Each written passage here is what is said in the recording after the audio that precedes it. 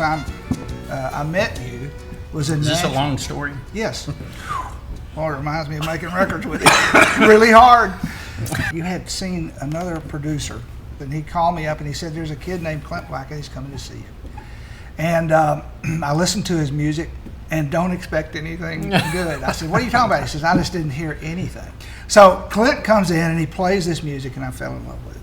And one of the things we talked about was using the idea of, instead of using studio players, can you put together a great band? And he says, I've got my dear friend Hayden, and we've been writing these songs, and I can put a band together. I've been playing, and I want you to know that I think they can do it. It was Hayden and Dick and Jake and a couple of other guys, and I wanted to use them on the record, but you really wanted to make sure everybody was going to hold up in the studio. It brings up a point. I've got to say this because I've been wanting to tell you this for a long time, because I knew Clint. We had this dream. He wanted us to write the songs and wanted us to play on the record and tour and all that.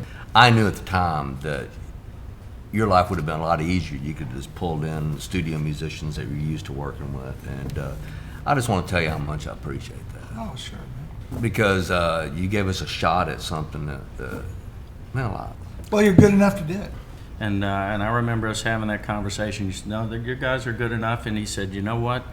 You're not going to sound like everybody else's record. And that stuck with me. When I heard the demos, the ideas were stunning. The sonics were not very good because you couldn't make it. You were in a barn, a garage, or whatever that is. Back then, the technology was so antiquated that compared to now. You had to sort of listen through, not really great sounding things, but you listened to the ideas, and the ideas were amazing. So your music, literally, it grew from the chicken fried steaks, let's say. You went to the deepest part of every one of those songs, every one of those tracks, every one of those licks. I mean, it was amazing, the effort of you guys and what you did. And it's not that Nashville sounds brittle. It's not true, because, I mean, they're the best players in the world. It's just that album of Clint Black needed to be that album. It needed to be that unique, special, magic, loving, emotional record. I think James was just gentle with us. No, that's what, see, I remember, but it was like, hey, we're in the big time here. This is how I felt, so I was nervous. We were all nervous. And we'd play the track, and then but you were so gracious, because even though when the take wasn't good, your approach never was, hey, that's terrible, like some other people would. And the first thing you said before every song, let's make a hit record. That is the record that's in my office. And I've been blessed enough to have a few hits, but this is my favorite record I've ever been involved in. I've told you that before. It's a true story. It's a book of how a bunch of guys gets together and makes music where we were in our lives, Everybody was struggling, and we were all sort of looking for our spot, right? The community would not let me break in to producing country records. And then Clint shows up, and he's got his ideas, and he's got his music, and you guys have what you are doing down there, which is struggling and trying to make some kind of living and some kind of sense out of being musicians.